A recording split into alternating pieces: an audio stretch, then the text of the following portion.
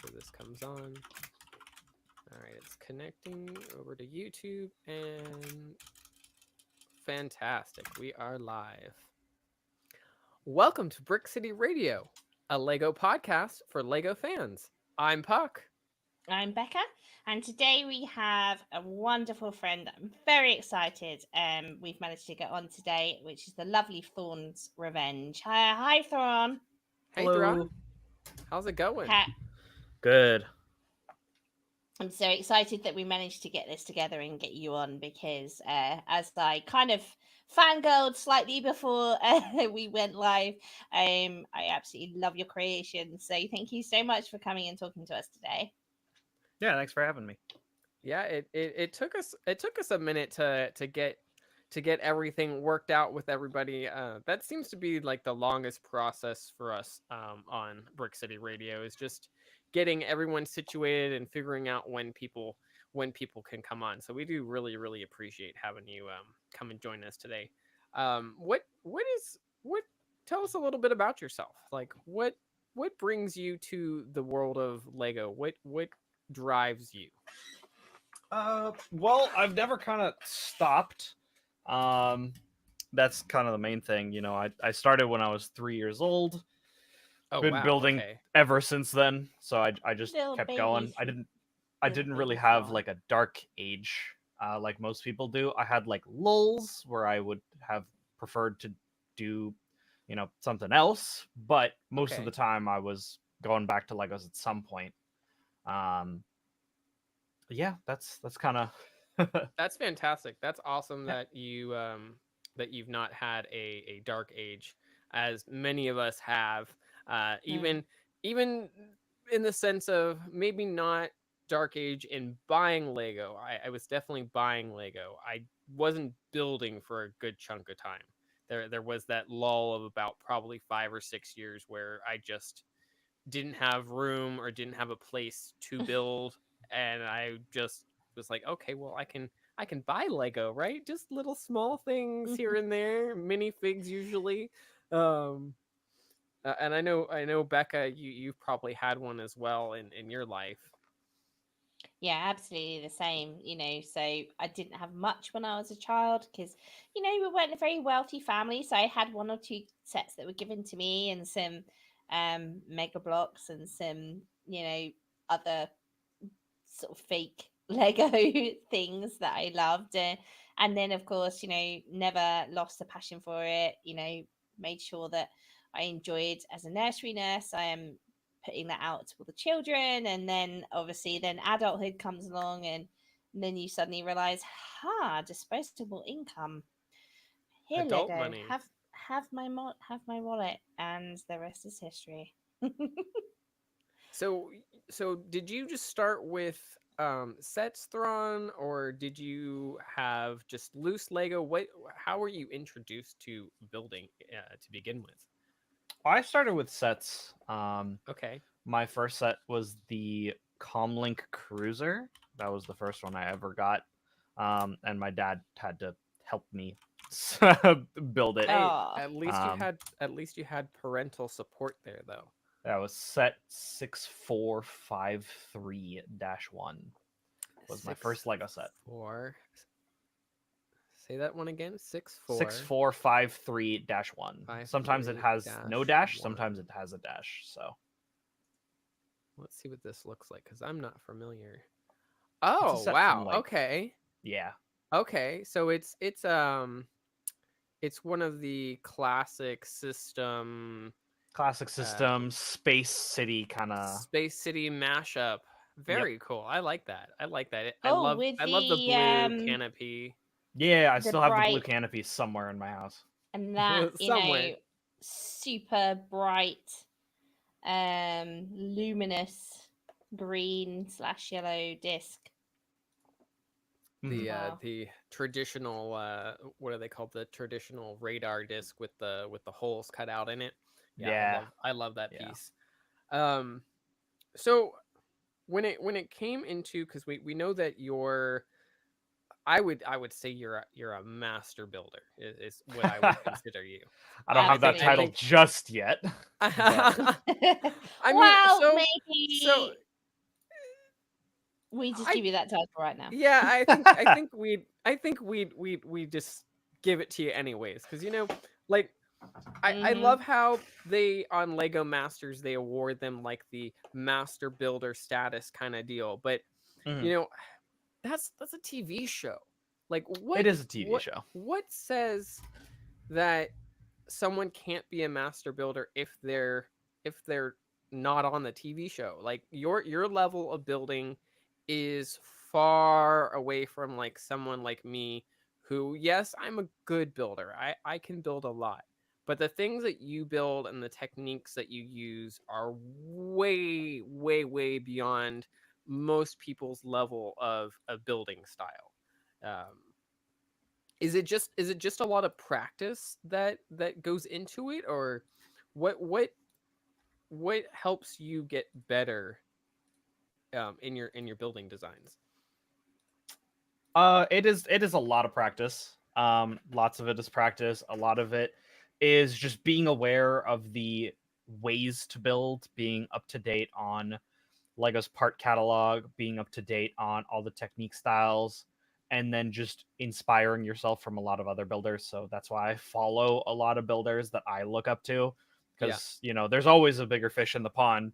And so use what you see online and use that to your advantage of like, oh, that's a technique I've not seen before. I'm going to use that next time I'm going to build. Or like, that's a color scheme I've never thought of before, or like I never thought to use that part for this application. It's all just taking from your environment and learning to adapt. And see, Um, Right. I love telling people that, because I always tell people I learn a lot from other builders and from Lego themselves when I'm building sets. I'm like, oh, I never thought that I could build this way. I wouldn't have thought about that, but now I have that technique in my repertoire in my brain where I'm like, oh, okay. So like a recent example would be I built Lion's Night Castle, and mhm. the way that wall um, opens and closes is a technique I would have never have thought of without seeing it that way. Hmm. Are you talking about the 3-point articulation on one of the Yes. walls, right? Yep, Yes. yep, yep. Yeah. It was really clever how they did that. It's a phenomenal technique, and the applications for that are just endless, especially when you're a city builder, because now I can be like, oh, okay, well, now I know that I can not only build it at that angle, but it can also open up and expand if I need it to. Mhm. It's a phenomenal design. Yeah, that's great. And obviously, you mentioned that obviously you started with sets, and you told us about your first set. Was there one particular theme that you really got into that sparked your inspiration for creating and changing and building from a young age, or did that come later on?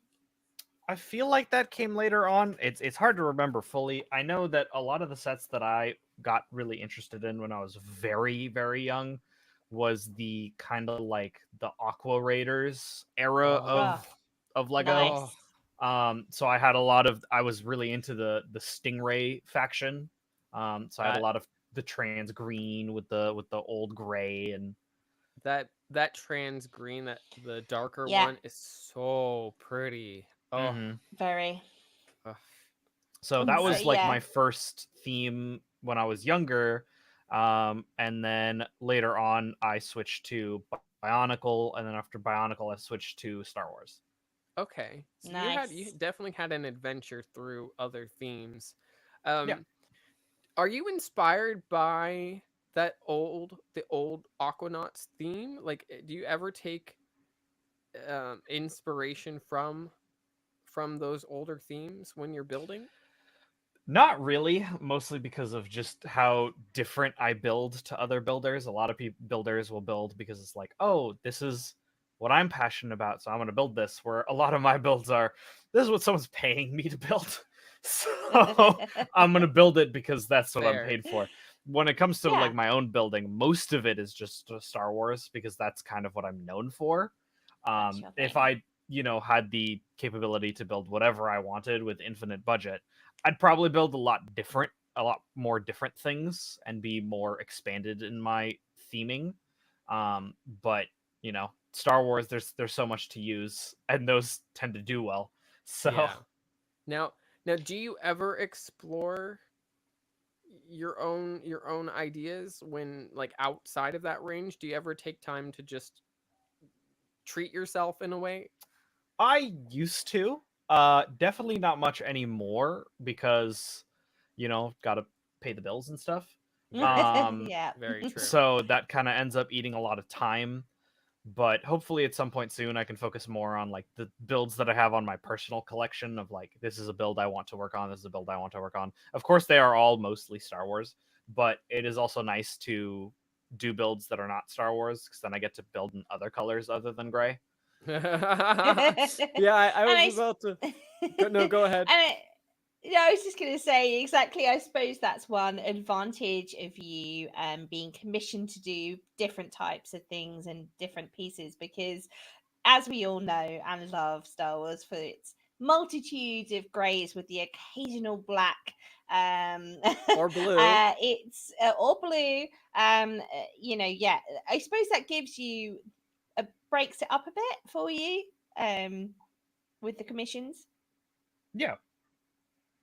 And how did that start? How did the commissions start for you? When did that whole process? Did you ever think that was was it something you sort of planned, or did it just happen? How No, did it that just process sort of start? happened. That's kind of like, I tell a lot of people that my entrance into like Lego social media and Lego world proper, it was done in the wrong order. Oh. Um, because I was posting stuff online in like subreddits and stuff of just like Yeah, the yeah, builds I yeah. was doing during the pandemic, because I had a lot of free time. So I was just building stuff that I wanted to build. And I started getting a lot of people asking like, hey, I want instructions for that build. And then I got someone who was like, hey, I don't care how much it costs for you to make it. I want it on my Good shelves. old Reddit Nice. Yeah. is great for that. Not many people know, but I actually am a photographer as well, and I've gone off of Instagram. I'm still doing Instagram, but I've started posting in subreddits on Reddit, and the amount of people that are on Reddit that are interested to buy things is just exuberant. Like there's so Yeah. many people. They are like, oh well, I love this. Can I buy this? And I'm like, sure. Like you want it? Absolutely. Like why? Like sometimes I do ask why. I'm like, do you really want this? Are you sure? No, I'm not actually gonna say that to them because they want it. But I think that nowadays with all the platforms that are available to us, it really helps people out, especially people like you that are doing commissions where they're like, oh well, we love this, can we buy this, or can you do this, how much is this going to cost? You have such a large range of options to choose from because of the way that the internet is set up these days. Yeah, for sure. I mean, I started on Reddit because that's where I wanted to upload stuff, but I fairly quickly moved away from Reddit because I started to just get a lot of my commissions as word of mouth. People just knew me for it. Yeah. And so Reddit only started the process, but it ended up being fairly quickly phased out by just other people knowing me in this space of like, that's the guy who builds customs for money. And know me for, oh, that's the guy who specializes in weird Star Wars vehicles, Yeah, So- and that's what everybody hopes for in their art, no matter what it is, oh well, we know this person. This person is known well enough that, oh well, I don't have to post as much anymore, or I don't have to really promote, because people Mhm. just look me up and are like, oh well, now I'm going to contact this dude and be like, hey, can I get this, or can you do this, is this possible? Mhm. It is a wonderful feeling, and I for all artists that are out there, I hope that in your journey you can get to that point of people coming to you and asking for your work. Like that's what I hope for all artists that are out there. Mhm. So obviously, I have to ask about the Brickheads because everybody knows I'm a Brickheads girl. I love the Brickheads. Never She thought I would she be. is like the biggest Brickhead fan. I love the Brickheads. I never thought I would be. When they first came out, I was like, not sure about those. I have ended up with a huge collection. You And now need I to just collect us all. find them really, yeah, I just find them really fun. And obviously, it's something that you do specialize in. How did that come about, the Brickheads in particular? Was it, again, was it just something that you thought, oh, look, Brickheads, I'll make one of me, and then it went from there? Or somebody asked for So one? I Or actually never got into Brickheads when they first came out. I liked the concept yeah. of them because I was like, oh, this is so much better than a Funko Pop or a U2's because you're Oh my physically building God, the thing you're yes. into. Yeah. And thus it adds more value. Also, they're cheaper. Yeah. But I ended That's up, true. yeah, they're significantly cheaper. But Yeah. there was a specific streamer that I was watching. That's kind of how I got into Twitch in the first place. Was one specific streamer who I used to watch his YouTube content, and that kind of stopped because of the pandemic, as he wasn't creating as much YouTube content, and so I switched over Right. to his live streams instead to watch those. Mhm. And so he was having one of his PO box unboxing streams live, and I was like, oh, maybe I should send something cool. So I ended up sending all of my expensive Magic cards because I stopped playing Magic and I didn't want them to go to waste, so I gave them all to him. Hey, that's I you know, gave him I a bunch love when people do that. bunch of chocolate that I really Yeah. like, as well as like other snacks. And then in the boxes as well, I put brickheads of them, of both him and his quote unquote caretaker. And that kind of like, it kind of started from there. A lot of it was just watching people I liked, and because I liked them, I was like, oh, I want to make them something, or give them something special, because I don't like subbing on Twitch because I don't like Amazon. And so I was That's like, oh, there's fair. got to fair. be some other Fair. way to show my appreciation. And so Brickheads kind of ended up being that. It's just And a good, quick present. I know. love But I it's love the one that you sent me. I can't wait to build it. Though I no longer have long hair. Yeah. It might it come will back grow. though. We'll see. We'll see. Yeah. But I think But that's really nice because it's so much more personal it than, is. Mhm. It is. and it's there forever as well. It's not just a month sub, it's much more personal. How do you go about the process of, because one thing that's always fascinated me with people who create Lego designs is, where do you start? Like, how, you know, I mean, how do you even start, like, looking at, say, Puck and going, okay, look at this fabulous human being. Where do you start with the process of designing, The hair that down. kind of, to look at, the base? Because for me, with the brickheads, obviously anyone who builds the brickheads regularly knows, you build from the base up. But do Mhm. you design from the base up? How does that I do. work? I actually do design from the base up. I always So you actually do start follow with Okay. the you do yeah. follow the I follow structure. exactly how they do it. Because I read all the instructions for them just to get inspiration for how to do different connections. And then Yeah. as I design, if I get stuck on parts, I'll look up inspiration of like, okay, Brickhead's long hair, Brickhead's glasses, Brickhead's custom printed T-shirt, Brickhead's suit, Brickhead's flannel, just anything I could come up with to try to Right. solve specific issues, and then use that as inspiration to solve my problems. Usually I get stuck on hair the most because every person's Ah. hair is specific, and then I'd rather use something more unique.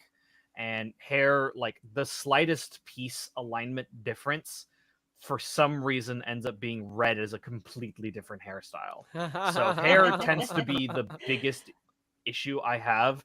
If a model has no hair, it is significantly easier for me to be able to design, because then I'm like, oh, okay, well, there's no hair, so I can either put a hat on there, or I just make them bald or something, and that's easier to work with. Okay, so And then what if you're it's saying is, if I want to request a commission from you, I should shave my head first. no, I could still do hair. I could still do hair. It's just the thing that what a lot of the work goes into for brickheads. It tends to be like hair and specific clothes design is the two things that take the Yeah. longest. And then more unique brickheads tend to also take up a lot of time. Like for example, Amish Ace's Lilith that I designed for him. That is a very complex character with a lot of things going on, and Yeah. a brickhead is a 4x4. So you have Yeah. a very small amount of space to maximize your detail. Yeah. Exactly. Yeah. And I find that fascinating because, like you said, with the brickheads in particular, and I know not everyone's a fan, and that is absolutely fine. And I wasn't to start with. I was like, meh, and then it just kind of happened, and I love them. But to me, it's She's how trying you trying make. to get me hooked, by the way, also. Well, he's well, he doesn't have a choice because I keep sending him them. So. And then he has to build them. But it's the fact that you have like this much space that and to create a different design, to make it look different. Like you said, with the hair in particular, using your example, one piece changes the whole thing because it's in that small area. And that's what actually I love about them. Do you stick to the same height as well, Throne? I try to. Yeah, Okay. I try to stick almost to the exact same proportions for all of it. I make minor changes here and there where I see fit, depending on who the person is, what I think would look better. So I do deviate from their main platform a little bit, but I don't deviate as much as other builders do sometimes. And that's mainly, I'm assuming, so that they fit in with the rest of Lego brickheads, so that I it want looks them to kind of fit the aesthetic of other brickheads. So when you put them in a row, it's like they don't look out of place. They might look a little bit more unique, so you can tell a little easier it's a custom. But that makes sense. Yeah. And do you still put the brain in? The little brain? It depends. So some builds can be complicated enough where the brain can't fit. Sometimes one of my favorites that I did is I made a friend of mine who lives in Singapore, and so I shipped it to her, and I put a small brain inside. And so when she built it live, she's like, "Did you make my brain small?" And I'm like, "Yes, I did." That's so brilliant. Things like that is also really fun. That's so good. I was watching a stream recently. Shout out to Universe Apart. And he was building a brickhead, and he hadn't. I think maybe he'd built one before. And he was getting, he opened the build and poured it out, and I was like, "Oh, look, there's the brain. I can see the brain," and everyone sort of like joined in, and he was like, "What?" And I was like, "The pink brick. That's like the brain." Right? Brain, yeah. And he was like, "What?" And we were like, "You don't know about the brain?" And then we had this whole conversation about brickhead brains. And I said, "Oh, Salazar, he's the only one he's got like this translucent green brain, and it's really cool." And I thought, how crazy is that we have a whole conversation on one brick, essentially. Plus, the pink brick has a long history in Lego as well for the designers themselves too. So it does. I love that color. I'm a pink fan. I have so many pink hoodies and just pink items. Just it's such a pretty color. I'm wearing pink. See, and I'm like the anti-pink thing because when I was younger, I was a tomboy, and I was like, pink is girly. I'm wearing a pink T-shirt myself, so. Hey, okay, that's different. Men in pink look good. That's different. But anyway, thank you so much for talking about the brickheads. I know you're not all about the brickheads. I just really love them. I mean, I do like building them. It definitely is a nice change of pace. It's again a nice pause from all the gray. So plus I can do them fairly quickly, and so it's nice to make them, and especially because people really do love them. And that's what I like about them is the fact that they are quick to build. They are quick to build, even for someone that is. Build. It is. I mean, even someone like me who's part of the Slow Builders Club. Hi, all my Slow Builders fans. I I am am a slow a builder. massively slow builder, and but and it's small. You can fit it anywhere. So yeah, I just think they're great. But that's But what's the if you're allowed to share, what's the kind of biggest commission that you've ever taken Yeah, I was on? about to actually ask what was the most complex commission. Yeah. So he's the done. biggest Or commissions tend to be complex. corporate. Yeah. Though those have been the largest commissions I've ever done, where those corporate commissions are about 18,500 parts each. Whew. But Whew-wee. they are just a mosaic, so it's pretty straightforward how those work. It's just parts on a board, Yeah. and they're normally logos, so they're incredibly boring. The most complicated commission that I have fully finished was my Mav R broadsword, which is a kind of like a reinterpretation of the American Bradley turned Okay. into Star Wars and then upsized for the Empire. That was designed by Fractal Ooh. Sponge. Whew. But my current largest commission that is still not done is my DX9, which is also based off of Fractal Sponge.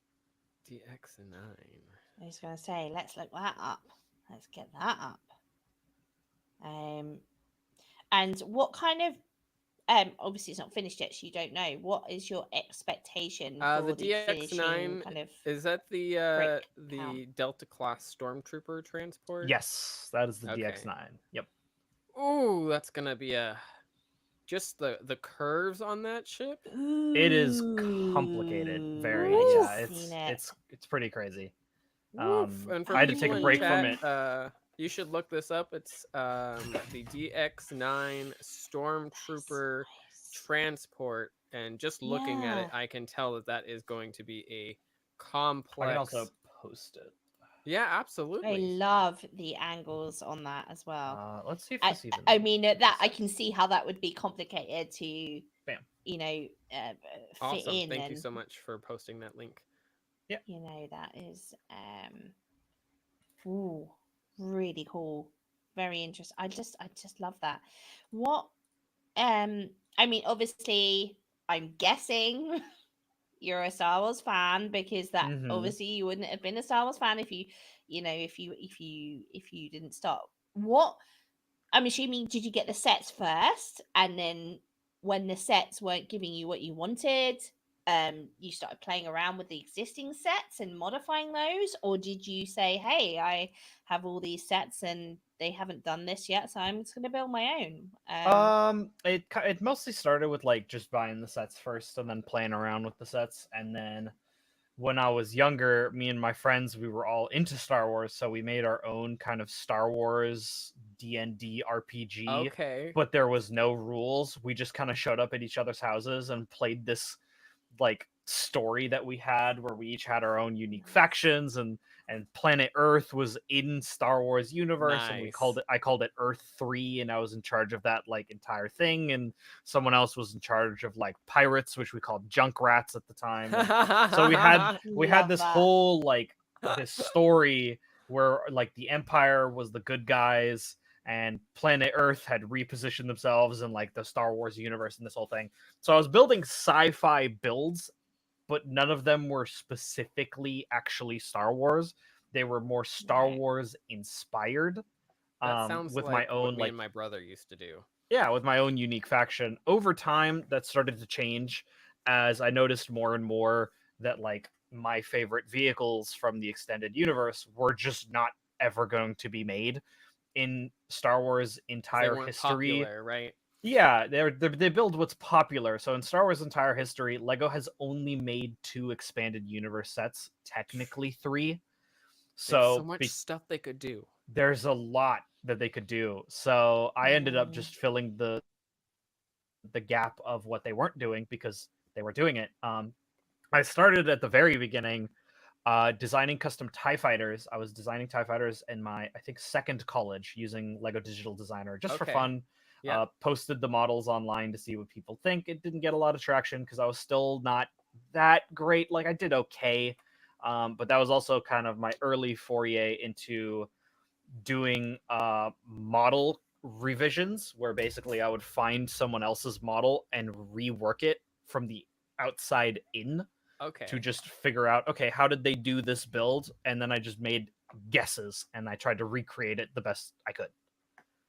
That's pretty cool. That's a really Right. good way to start, where you see something that someone's done and you're like, how can I make this better and work better and learn from that? That's an amazing way to do it. Mhm. I Um, think that, with regards to your custom builds,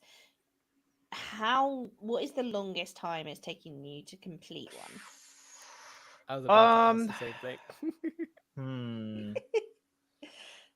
I think like the biggest difficulty is that I don't always do it in like a full sitting. I can sometimes do it in Yeah. multiple sittings. So my largest build, which was the All-Terrain Anti-Aircraft, that's the largest one I've ever built. And that was done as a personal model that I just wanted to do. That took about 3 Okay. months, but that Okay. was 3 months Oof. on and off. So I wasn't On and like off. 3 months sitting at my computer working on the model. It was more of just like when I had time, I'd pick it up, I'd work on it, I'd drop it, I'd keep going. And Now, it when you I do, mm, oh, go ahead. Oh, I also like passed the model on to friends because there are some things that I'm not great at. One of the things that I tend to struggle is complex angles in studio. Okay. Usually complex angles work best physically. And when you don't Yes. have the model physically, you have no way to test it. And so the way I was trying to do the faces was just not working for me, but a lot of other stuff was. So I'd get stuck on a certain part. I'd ask someone like, "Hey, can you look at this and let me know what you think?" And they'd either send me back suggestions or they send back the file itself and be like, "Hey, I figured it out for you. Here you go." No, no. When you're doing commission work Mhm. and you have multiple commissions going, are you jumping around through the commissions to work on them simultaneously, or do you sit and finish one of those? How do you keep from burning yourself out building? I Um, sit, start, finish. Yeah, I'm okay, not good at Okay. swapping between things. The only time I'm able to do that is if it's something I can do in a sitting, which is gotcha. why I tend to accept brickheads fairly quickly because in between a model, it's a good break between.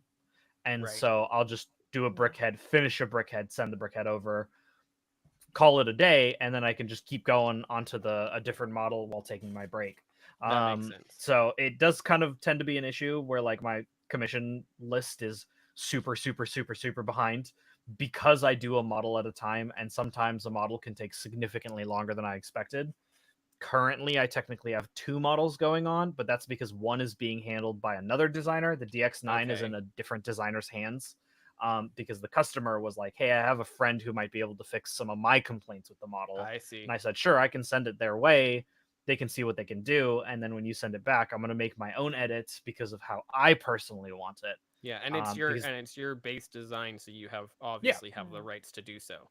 yeah, I change it as I see fit, but Yeah. the customer is always right. So there's going to be basically 2 versions of the same vehicle. One that is Yeah. basically studless, and the other one that's going to be the version I prefer, which would be the The version I would director's cut. sell. Yeah, Yeah. there you You go. have the director's cut, and you know how we all love to see the director's cut, because as good as something might be, I always love to see how something is, how it was originally imagined, or Yeah. how, if it wasn't built within the parameters of, of the instructions that were given, that how they would have done that. And that was always something that I'm the the always really the interested in. creators or the director's cut is always the best. Yeah, and that is the truth. I mean, look at Lord of the Rings. I never ever watch anything I other don't than watch the it. extended director's cut version, because I Mhm. personally enjoy that one the most. Um, the reason why I asked about the length of time is, I mean, I'm imagining for me, because like, as I've told you, I haven't sort of created anything substantive anyway. I think, feel like I would get attached Mhm. to my builds, especially when you've worked on them for so long. Is it hard sometimes to let them go after you've, created that? Not really, because there's nothing more humbling than posting your build in a Discord with a bunch of professionals and they just roast it absolutely. And you're like, oh, okay, no, you're right. This is terrible. Time to go back to square one. So that usually tends to kind of like fix the perspective fairly quickly when they have a lot of critique. And that's kind of the enjoyment of this, is that if you know builders who are in the space, you can rely on them to give opinions, because maybe you are biased because you put so much time, and they will be honest opinions, right? yeah, honest opinion Yeah. with you of like, hey, you could do so much better than this. And then usually not only will they be like, hey, you could do better, here's ways to do better. I made an example. Here's a picture and a full breakdown.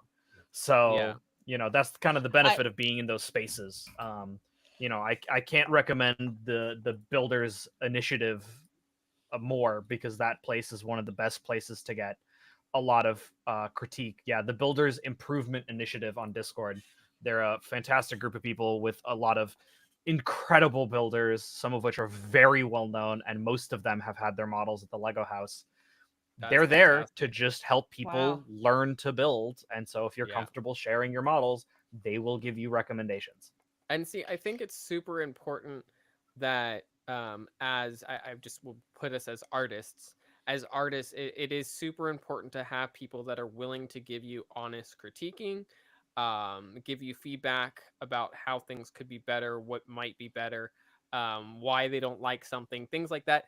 But I do like to stress, if you give feedback to people, give like reinforcement feedback. It can be positive or negative, but don't like criticize just to criticize. Like, say, if you say, oh, I don't like this, it's terrible, don't put it that way. Put it in the sense of, oh, this is not good because I don't like this.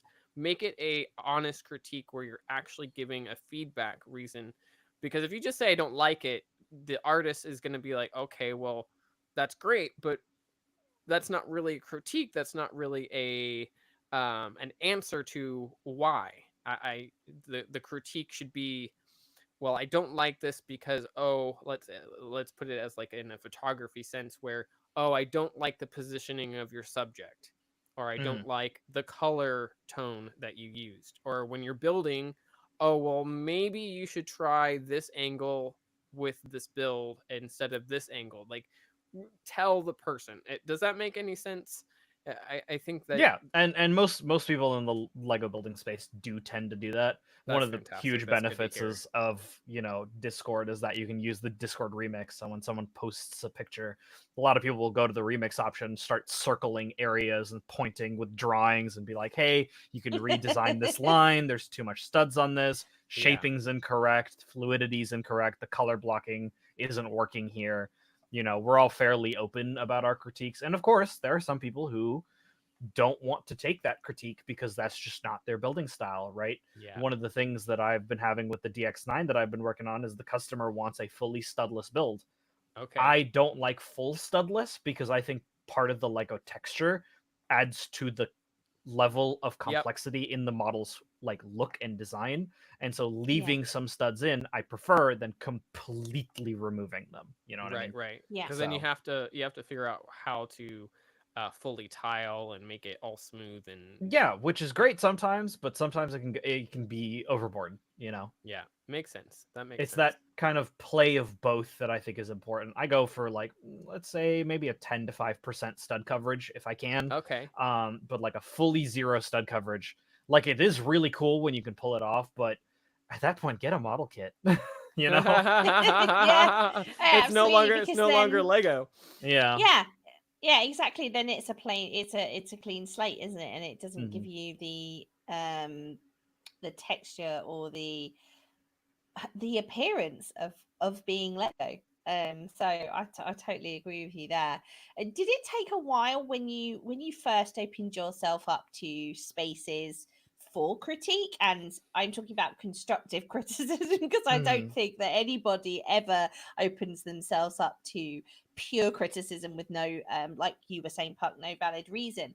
Did that take a while to kind of become comfortable? Because I mean, maybe it's just, I mean, I'm probably just super sensitive, but I think if I spent hours on something and I put it up there and then it was, you know, like you said, heavily critiqued, even in a way that was constructive, I think I would be like, oh, I worked really hard on that. Oh, did that take Uh, a while to get used to?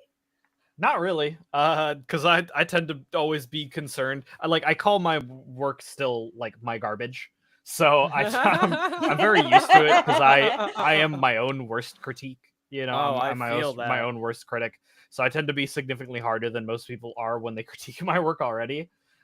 Especially sometimes when I'm working with a customer and they're like, "Oh, I love it," and I'm like, do you Do you? really? Because I hate it. You know, so that does That's a happen really often. interesting So perspective. because of that, I'm never really upset about it. The one time I've gotten critique that I did take more personally was because it was not super constructive. It was more of just Okay. like bashing. And then when I asked for clarification from that person, then they were like, "Oh, here's the issues I have with it." And that was when I was just recently Okay. starting still. So I was maybe like a year into designing stuff for customs for people. So I was still fairly new to it. That kind of sucked. And I brought up to that person like, "Hey, that was not very constructive. You know, you're saying it's Yeah. bad, but you didn't tell me why is it bad Right. and what you would do different, which is what you're supposed to do."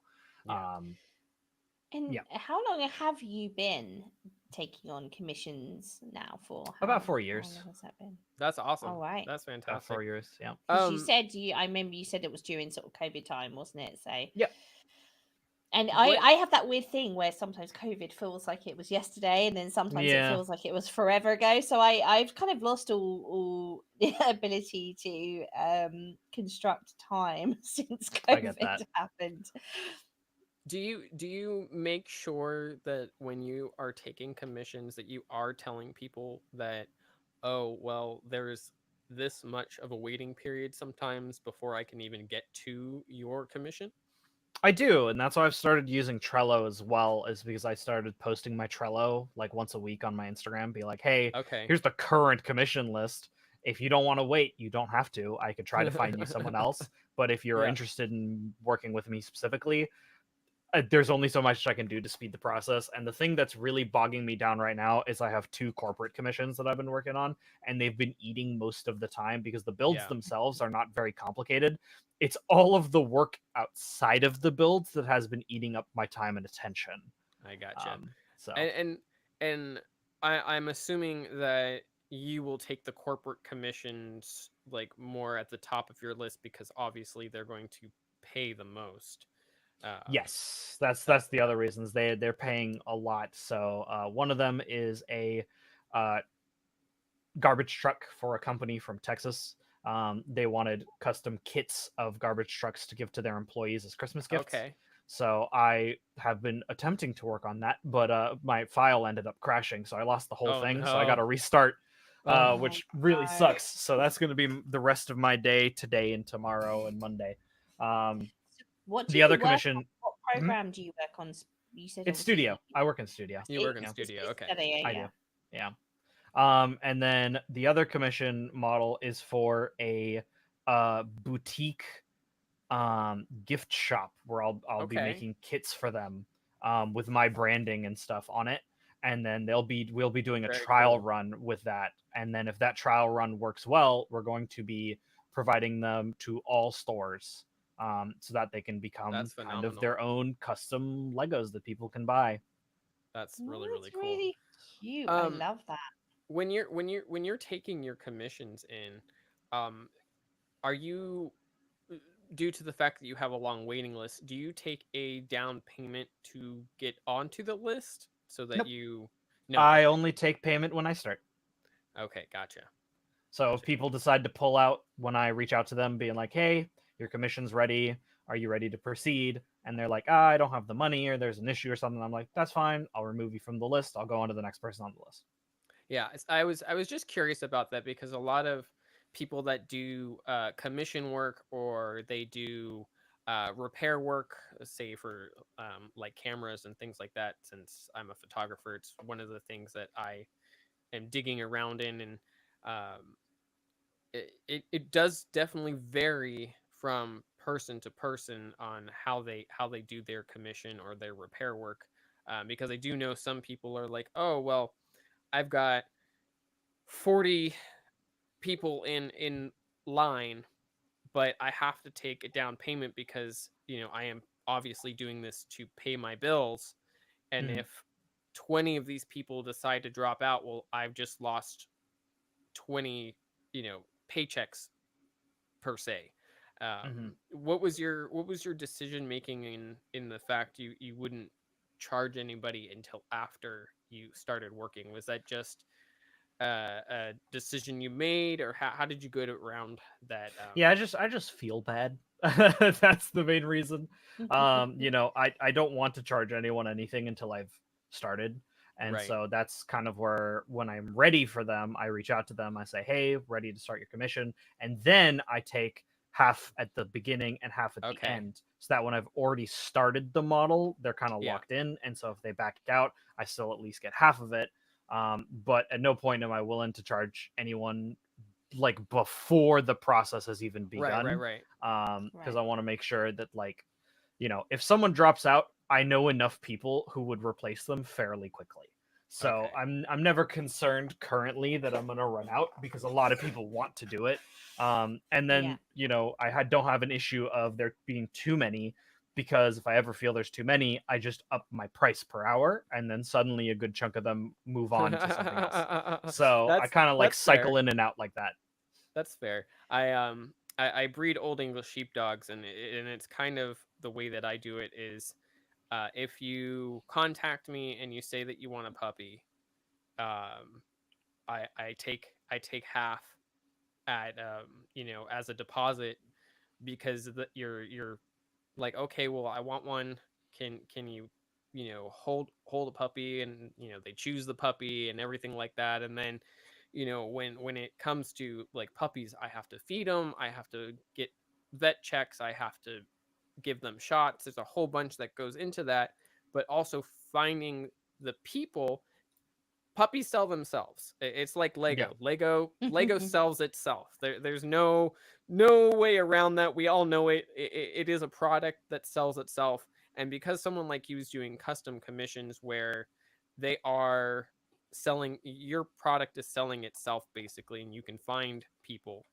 Um, but when it comes to, oh well, I've already started it and someone's already taken some of my time, you have to make back some of that time in some form, because Yeah. yeah, Exactly. So and it that's makes that's sense. why that's why I charge when I start. But if I haven't even started the process, if I just put their name on my list, I haven't done any work yet. Yeah, So and if they're not able to do it, I'm not upset. I'm sure that if they're still interested, they'll get back to me eventually. it makes sense. That makes sense.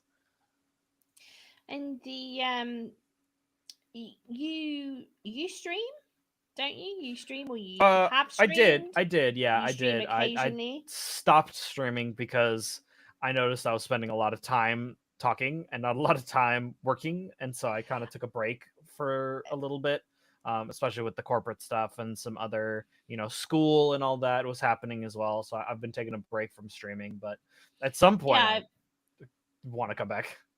yeah. I was literally going to ask you that question because I know that you were streaming, and I was going to ask, did you used to work when you stream? Would you predominantly work on your commissions, or would you Yep. just, Yeah, I play worked and on mock specifically and my commissions.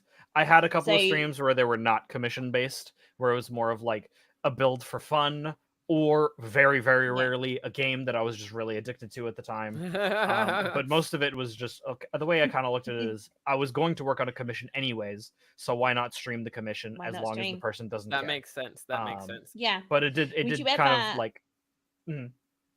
No, no, no. Go ahead. It did kind of cut into it increased the time sometimes, and I would get kind of unfocused sometimes.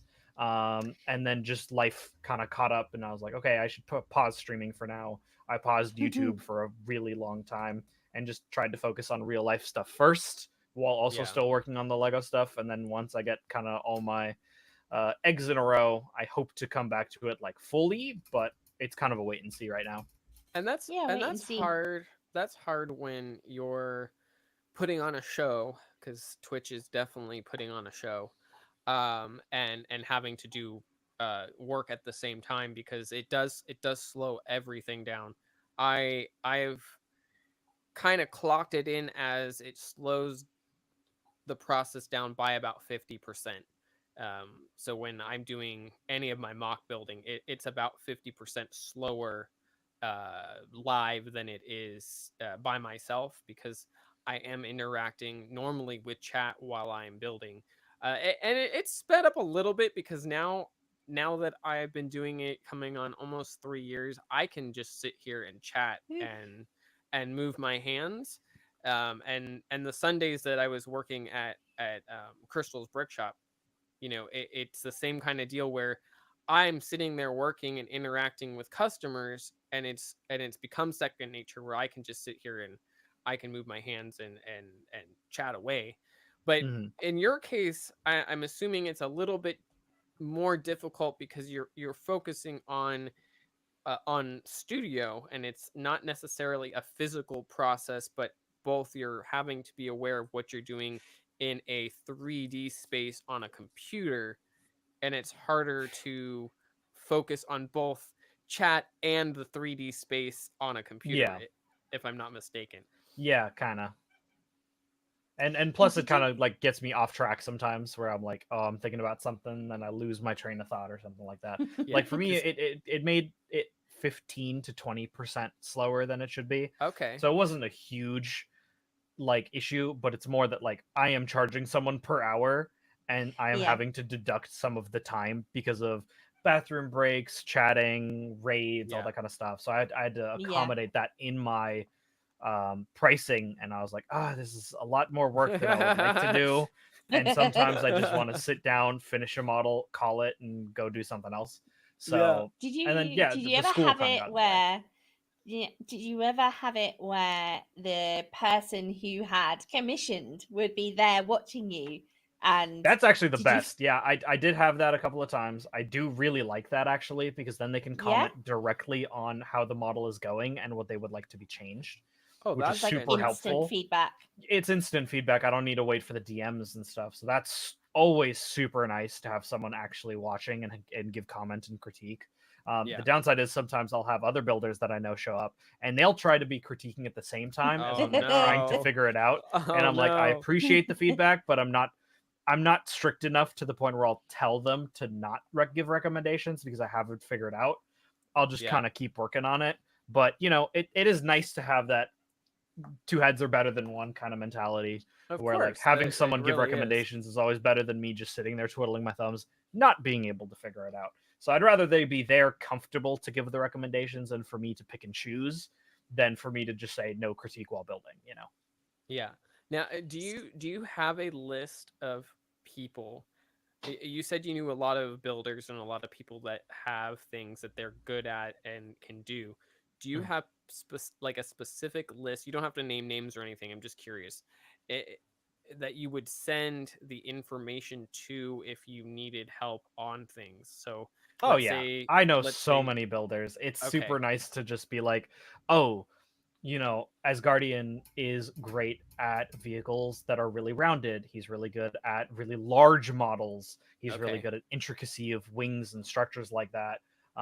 Box Commander is really good at certain angles and certain aesthetics, as well as like getting in some textures and unique ideas. Often he has really unusual ways of doing connections. I'm doing a model for my brother. His one of his friends is getting married and they drive a 97 BMW oh, M3 oh, E36.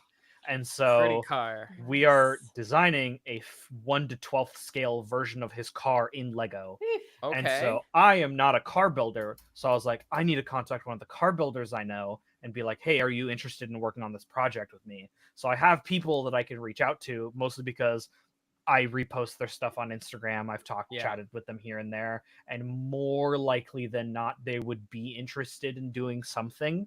yeah, Sometimes that hasn't worked out fully, where I reached out to someone who actually specialized in car commissions, and I was interested okay, to see how much it would cost for them to do it fully, because yeah. I was super backed up.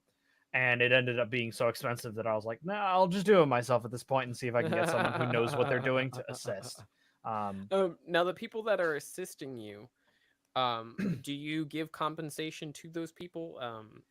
it In in some greatly form? depends. It greatly Okay. depends. So for some builders, if it is a commission, and we're both working on it actively, I will Yeah. split some of the revenue with them, no problem. Okay. I'd be like, hey, if you're working on it and we're putting in the same amount of work, we split it half and half.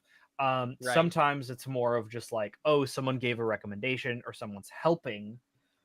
More likely than not, I'll put them in the comments of like, thank you for the assistance of these That's builders who fair. helped out. It really, it's very situation based on what the project is, how I reached out to them. Am I reaching out because I need help, or am I reaching out to them because I want to collaborate on a model? Right. So, Right. for Right. example, Makes me sense. and Yeah. Luke Skydragon have done a model before where we did the Yuzi and Von Coral Skipper. I reached out to him not because of a commission, but more of just like, hey, do you want to do a collab build for fun and just see how it goes? The build went fantastic. And I said, okay, from now on, every sale of this model I get, we're splitting 50-50. That's So, fair. And that's a fair. Ah, Yeah. that's nice. That's awesome. And and it's so nice that, I mean, I'm sure, you've cultivated, like, so many relationships with people through initially just sharing brick advice and build, build advice and differences. And that's what I love about this community. Like, it starts off being very, like you said, asking for a critique, getting some help, and then out of that becomes all these, relationships with people, both working and personal relationships. yeah, absolutely. I think that's one of the benefits of the Lego building community is, a good counterexample would be some people in the 3D modeling space, right? Yeah. Is Yeah. because a The lot of 3D. those people are making their money from 3D modeling. They tend to hide how they do things because that is kind of their quote unquote technique of it. And they don't want to share that because then you can just copy their technique. With Lego, I Yeah. think since most people in the Lego space are not doing this for work, they are much more comfortable talking about their techniques, talking about how they do stuff. And then for me, even though I do make money off of what I do, I still want the entry level for people to be basically zero, because then more competition means people who are in the space get to enjoy it more. Right? So Right. that's kind of how I look at it. Yeah. And I'm not doing anything unique that anyone else is. The only thing that I do differently is just how I treat things and less about how I build things, right? When it comes to building, I'm always happy to share my techniques with people, especially if they're just wanting to learn how it works, right? But And I see, don't, that's fantastic. I don't send instructions Yeah. for free or anything, unless you're Of like course, another No, but builder, you have to you know. make your you money have a somewhere. business. Yeah. Yeah. Yeah. And Yeah. I do like to point that out to a lot of people where we as creators and artists still need to pay our bills. It Yep. doesn't matter. Podcasting, like we'd love to come podcast here. Like we love you guys. Don't ever think that we don't. But I do have to pay bills. I do have to pay for services to bring you content, and it's just that's the way that this goes. So it's a balance. I find it's a balance where I can give a lot, but I need to be given a little in the same space, because that's just how the world goes. And I can completely understand where you're like, yes, I'm going to share these techniques for someone that's wanting to build, but no, I'm not going to give you the instructions for free, Mm. because then I'm not making any money to be able to continue doing what I am doing, because I can't pay my bills. It's Yeah. just it's a catch-22 situation. And Yeah. On the other uh hand, like I've had some builders who are like, "Oh, I want to pay you for your instructions," and I'm like, "Oh, we've worked together enough. You can just ask me. Like, I'll just send them to you for free, no problem. We've worked together enough that I'm not concerned about you paying me the $15 the instructions cost, because I've made right. more from our collaborations, and so that additional value is not there, and getting a better connection is more important to me. You And know? see, there is always the exception to Yeah. the monetary thing, where you're like, Hmm. oh, okay, well, this person just helped me for 30 hours of work. Obviously, I'm going to give them things for free or want to collab with them again, because they've just spent 30 hours, working on something with them. Yeah. Yeah, makes total So sense. you mentioned a while back about, if money was no object, Mhm. if I had all the Lego in the world to pick And no from, bills to pay. and no bills to pay, and all the time in the world, do you have a project, something like a dream thing that you would love to tackle or build if money, pieces, time, etc. was no object? Do you have that sort Yeah, of? I do. I have a lot of ideas of builds that I would like to try executing, but because I just would rather pay the bills, I don't work on them. So I would love to do some builds similar to like Nathan Swaya and I think his name is Awukanin or something like that. He's the well-known African builder who only builds in black. And so I like, yeah, Oh, you I know who I I'm know talking what about. you love mean him. now. His I work is Yeah. love. incredible. Oh, So oh. I want to try making more art focused builds, but because art focused builds don't pay bills and don't pay Mm. for my living At least, expenses at first. at first, I just haven't focused them or prioritized them, even though I've had so many ideas of what I could do and how I would approach that. And So so would you Mhm. say the art aspect of your work and your creativity is the passion side for you? Like that's what yeah, you love about it? yeah, I love the problem solving of it, right? That's why I take commissions in the first place, is because my enjoyment of commissions is still enjoyable compared to my enjoyment of just building whatever I want, but it's enjoyment from two different things. One is the enjoyment of the puzzle and one is the enjoyment of just the expression, right? But I love both of them because they're Yeah. both aspects of the hobby in my opinion. It's the same as like some people get really bogged down on oh, I don't want to turn my hobby into a business.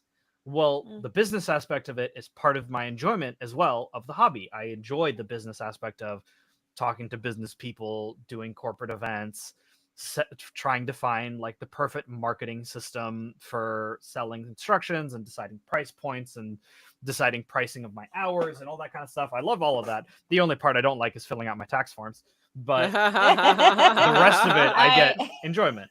Oh, I think you'll be hard pressed to find anybody who likes filling out tax forms. Yeah. It's and the worst. being a you know artist, filling out the tax forms as an artist is it is a nightmare sometimes because you're Mhm. like, okay, what can I actually write off, what can I not, Mm. what bill, what where do I put this, what does this count in, how do I do this? And I had one person look at my tax form once and they're like, what, like Hmm. how? And I'm like, well, so how I look at it is if I build on stream and Mhm. I'm building it on stream and using it for streaming purposes, that's a tax write off because Mhm. that's what it's being used for. Now, if I build it off stream and stream's not seeing it, obviously that's a personal buy and that's purely for me. And that doesn't go on on my tax form. A good Mhm. example would be like when I built the jazz club. That was the only modular build I did not build on stream. That was a purely my build, something I wanted to do. So that taxman doesn't get to see that. But I agree. It is really a pain in the butt sometimes when it comes to the tax forms because you're like, oh, okay, well, I have to pay taxes because that's the way that the world goes. But where can I save? Where can I save a Yeah. little bit Yeah. of money? I mean, I, Um, I luckily end up using a lot of Excel spreadsheets and a CPA. Uh, So yeah, there you that go. ends There up you now go. you making it a lot see. easier. And then I Yeah, consider all my Lego stuff now, all of it's business. It's all business, right? yeah, Even if I buy it for personal, I am adding parts to my collection to make Yeah. my collection for future use larger. yeah. So That that's kind makes of how I makes look at it. sense. Yeah, That makes sense. That's a I great way to look at it. I didn't I think love about it. that. I never thought about it that way. I was like, can I actually write off some of these? I'll Well, have to think I about think that. maybe you're gonna have to Yeah. think about that. Yeah. Yeah. Um You're making me consider changing my career now. Maybe. I mean, it's so fantastic to hear that you're doing something that you love. I mean, it's the dream, isn't it? I mean, you've got someone like me who currently works in an office that is changing. Um, you know, and I do love my job. I've always said that I actually love what I do, and I don't like to, you know, I'm not very good at complimenting myself, but I am good at what I do. But it's not, I wouldn't say it's a passion of mine. And the dream is, you know, it is always to be able to do something that you love. And it sounds like you've been able to strike a really good balance between looking at it from the business point of view and an income perspective, but while still remaining passionate about what you do and having, like you said, the creative, the artistic side of you still able to thrive and enjoy what you're doing. Yeah, for sure. I mean, it's also like it is it's my main job, but also technically a side job because I also teach Legos to kids as a Oh, that's part-time job as fantastic. well. See, I didn't know that. That's Yeah, so amazing. You want I to work for a tell company us a that little bit about that? yeah, so I work for a company that does after-school programs and summer camps for kids, where basically we show up with a bunch of Technic parts and some traditional Lego parts and some motors and battery packs and stuff, and we basically just teach them some engineering basics with that's Lego builds phenomenal. and stuff. And so I've been doing that for Get future robotics and engineers in there. yeah, so I've been doing that for almost 3 years. Generally, if you include all the time in a row, I do it kind of on and off depending on when I can and can't get work for Right. that. But it's a job that I really, really like. It also, it's not paying the bills. Most of my work generally doesn't pay all the bills, but it's enough for me right now until I have to start looking for like a more proper traditional job. Which has been a work in Traditional jobs. progress. Hopefully, I have something lined up soon, but I won't know the full details of that until a little bit later. So hopefully, I come back with good news, but we'll see how it Fingers goes. crossed for you. Fingers Fingers crossed. crossed. Thank you. What kind of ages have you been, teaching? 5 to teaching 12. to? 5 to 12. Okay. Oh, 5 so to 12. real. Right That's at a real that, difference. right at that age where they're super Able curious to start about everything. Yeah, able to start playing with Legos finally. Yeah. Yeah. Yeah, and that's really interesting because that's a huge difference between Yeah. those ages. Oh, you know, yeah. because in the 5-year-olds. You know, I used to be a nursery nurse, so I used to do work with children up until the age of 5, and then they would go to school and leave me brokenhearted, and I would miss them terribly. But yeah, you know, I used to get Lego out all the time. Duplo for the younger ones. You know, I found it absolutely fascinating that it would completely every child would bring something different to the table with the Lego and enjoy it in completely different ways. But every child generally would come to this table, and that I found really interesting. Yeah, it's also important. Like the other thing that I try to focus on a lot with the kids is trying to make sure they have a creative voice. A lot of the See, kids will I usually love come that. to me being like, "Oh, I don't know how to build this. You're a Lego Yes. master. Can you do it for me?" And I'm like, "I'm not going to do it for you, but I'm going to assist you in the process Yes. so you can learn the process of how to build, and then you can do this at home on your own." And that's kind of my big focus of when I teach the kids, as well as for the company that I work for. I've designed my own curriculum that we are slowly working on implementing, where it's basically teaching kids to learn to do design in 3D modeling software to teach That's them how to use phenomenal. Studio, because that also means that kids who don't have Lego at home maybe have access to a computer at the library or have access to a And they computer can at build school. without the Lego. They can still build without having Lego parts even available. And that's, Yeah. I think, more inclusive to students. And it's so much cheaper for parents. Like, come on. Yes. So they really need more people promoting Studio. They really do, because there's so many parents and so many kids out there that can't afford to buy the physical pieces all the time, and there are so many kids that would benefit from the building. Touching base back on you talking about promoting kids to build themselves mm, and to learn through doing instead of you just doing it for them is such a good thing, because there are so many um, groups that let kids build and things like that, but there's a lot of them doing a lot of the work for them, where they're like, oh, okay, well, I'm going to do this for you because you're quite just not quite getting this, instead of walking them through and letting them do. mm, I think that's super super important. It was like a good example was I'm so grateful for like my grandfather, who handed me a camera and said, go play with this. Don't Mm. I'm not going to do it for you, because then you're not going to learn any of it at all. You're just going to keep coming back to ask me for the help, and never learn what this actually is. Like, make mistakes, or as a like Miss Frizzle used to say, make mistakes and get messy. hmm yeah, um it absolutely. really is the thing.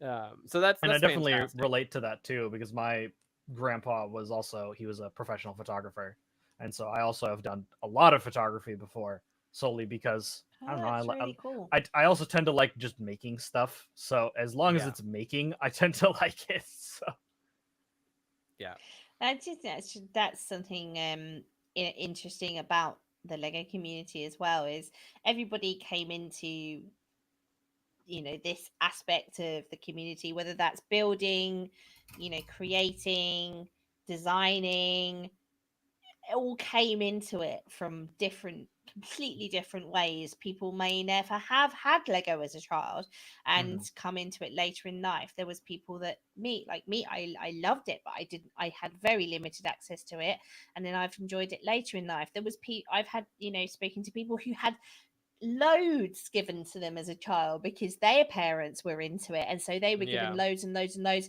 and never appreciated it as a child, and then came into that appreciation later in life. And And I love I seeing. think, No, go go ahead. ahead. No, I just was going to say I love that about this community, that we're all here from a joint love and passion and perspective from different angles of building, but like Thrawn said, it's making something. And that Yeah, quite often is what ties us all together. It's the creating something. And that's why in our community we have, a lot of makers and crafters from different mediums. And then they come in and they're like, oh, this is amazing. Look at this. We can build with this, we can create with this. And so yeah, I just thought that was a really, really interesting comment that you made from about, if it's making something, that's something that interests me. And I think that would probably go for a lot of the people that we know. and I love Mhm. I love seeing the wide-eyed, almost like childlike look some people get when you see them in person, when they see Mm. something like at Brickworld Chicago, when they see someone that's built something and they're just amazed. They're like, "Oh, well, I've been building sets for years and I had no idea that you could do things like this." Or Yeah, the custom builds, or people that do build and they get bored because they're like, well, I don't really want to build this, I want to build this, but I don't know how. And then they see that you can do something, and then they're like, oh, well, that just sparked a new love for something. It is just an amazing thing to see people with that expression on their face. yeah, I feel that's Talking part of the joy of Yeah, the going joy, to yeah. conventions, is getting to see people Mm. physically react to your models, instead of, oh, I got 30 hearts today on Instagram. It's much more impactful when they're physically and able to ask you Yeah, questions and be like, oh, how'd you do that? How long did it take you? I mean, you'll get the whole rigmarole of like, how long did it take you? How many pieces is it? You'll get the Yeah. traditional questions, of course, but you'll also get the more, interested people who are like, oh, what's the process of that? How did you start that? That kind of stuff. yeah. Um, Yeah. And talking about conventions. Hmm we briefly touched on it before we went live. Feelings towards conventions and how they have changed, both some positively, but Mhm. some negatively at all. Do you wanna touch a little bit on how Yeah, you feel about that? conventions are can be a difficult topic for some people for sure. There's always the thing of recognized versus non-recognized, right? Brickfest is one of the biggest ones that is the non-recognized that has been Yeah, considered a scam by most of the people who are willing to go to. I have gone to it myself 3 times as a builder, and even people there, I'm like, hey, if you want more of customs, you should go somewhere else. yeah. Doing my guerrilla campaigning there. But yeah, with some conventions for sure, they tend to target more towards influencers and content creators, and they tend to focus less on builders. And it's not saying that influencers and content creators shouldn't be there. They should be there, Yeah, but they shouldn't be getting the royal treatment sometimes they're getting, because they're not the reason people are showing up to see the event. They're yeah, there to see the customs, and if the customs are not there, they're not paying for tickets. yeah. Nobody's gonna come No one wants because to be there. yeah, Yeah. yeah. And a good example of that would be some of the builds like we saw last year, and there were a couple people that had said the same thing. They were like, well, I'm not getting the recognition I should be getting because I'm not super well known online, or Hmm. I'm not getting any um, content creator or influencer zoning in. Like, no Hmm. one's focusing on me, and I think that as a content creator, I'm not an influencer. There's a definite difference there. Um, Absolutely. as a content creator, my focus for myself is I want to see what the builders are doing. I want to recognize the people that are there that want to talk about their builds and show it off to the world as what they're doing, because Yeah. I'm not concerned about, oh, it is a popularity contest, but it really isn't. I want to show Hmm. people what you can do with Lego more than me getting super famous on anything. Like, I just Yeah. want people to know what you can do. Yeah, and So there's also like a love-hate relationship between the content creators that specialize in that and the yeah, builders themselves, because a good example is Beyond the Brick, right? They are well known for yeah. showing up, doing videos, doing interviews, and a lot of people consider that an honor. And then there are also some people who are like, oh, they're just leeching. What they're doing is they're taking someone else's pride and joy, taking the work, getting all of the viewership, all of the ad revenue, all of the user retention. Yeah, Most of it goes to their channel. No yes, one's going to go to the bottom of the description and see, okay, who built this? Do they have socials? Can I follow them? How do I support them?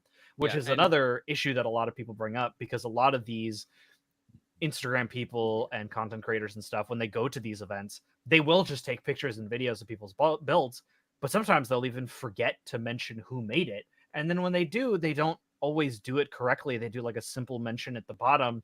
No one's going down there to check.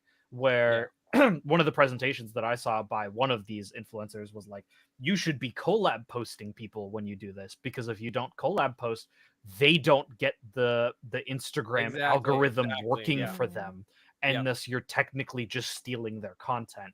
And so it's kind of this like battle of like the influencers sometimes at these conventions, which oh, in of absolutely, it's like a itself could be huge a battle, huge and you detriment to the you builders see who are it. like, I'm here because I'm bringing butts to tables, I'm Yep, bringing faces to models, and I'm not getting the same treatment solely because I don't have 100,000 people on my Instagram or TikTok or whatever, right? yeah, Which sucks and is really disheartening. And for some people, it creates a negative connotation to conventions.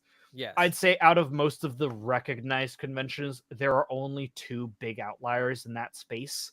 Most of them tend to do a pretty good job on being fair treatment to everyone, yeah. from what I have heard. But it's one of those case by case situations. And I've heard that some conventions are trying to actually be more catering to builders instead of more catering to influencers, Yeah, yeah, because they know that without the builders, they don't have an event. yeah. Because you don't. The content creators and the influencers, if there are no builders, there is no event, and they have Yep. nothing that they're able to go and look at and talk about and things like Yeah. that. And then then you have a lot of the content creators where this is where you can kind of split the two, where they're also builders and showing Yeah. things off, which is Yep. phenomenal, and then going to talk to all the other builders and everything. Mm-hmm. I have to point out, Scotty Rotten 68 in chat was saying how a lot of them are fame before Lego instead of vice versa, where it should really be the Lego before the fame. It should really be the Absolutely. opposite way around. Um, and I found when I was talking to one of the people at Brickworld Chicago, they they had said the same thing where they were like, we're at the event so people can see us and recognize us, but they were also seeing that a lot of people weren't, because they were focused on the famous people, quote unquote, that were there, and not Yeah. coming and seeing their exquisite work.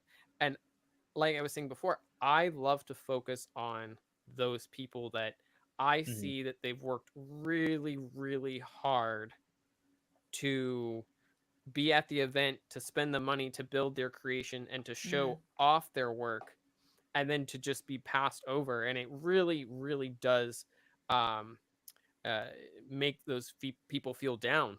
It really hurts them when oh well, this person has 300,000 or a million followers and doesn't build. They're just at the event to look at the stuff and to promote, you know, themselves and to show off everybody else's work, but Yeah. not to really give to that person who did all the work.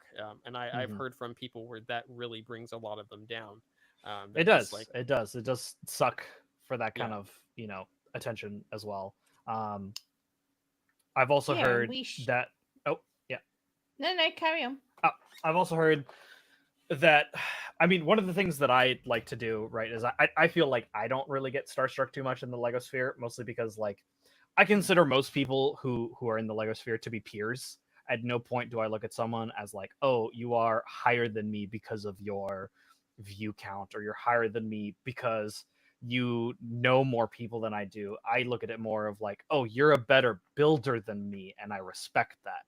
yeah, Right? It's that's kind of how I look at it. And so a lot of the people I have met, some of these larger influencers, I treat them the same. I treat them the same as anyone else. Yeah, At no point am I like, oh my exactly. god, you're amazing, you're so incredible. No, no, no, no. I'm like, hey, I'm Thrawn. This is what I do. Thanks for yeah. stopping by. All right, peace out. Where other And builders, I'm like, oh my god, I love your work. I've seen you on Instagram everywhere. You went to the Lego house. That is more impressive to me because they're in the field and I feel they're providing something to the other builders, where a yeah, lot of the other people are providing to the outside of the sphere, which is yeah, important because providing to outside brings people inside. right, of course. But us in our own microcosm, we're also have our own nitpickiness, right? So Yeah, yeah, Yeah, and I was just going to say that, I think that's really important that at the end of the day, no matter who you are, we're all there. I think that, everyone should be treated equally. That's very important to me as a person. yeah. And I made a real effort when I was at Brickworld. My first Brickworld, I've been to some in the UK, which are nowhere near on the level of Brickworld, of course, because I know It's a it is one of the major it is event. biggest the Whew. one of the um, largest conventions. in the US. It is. Yeah, and it was a huge experience for me. But I tried to. What I loved about that was there was these huge, phenomenal, absolutely awe-inspiring builds, and then there Mhm. was people who had just bought something and made something this big.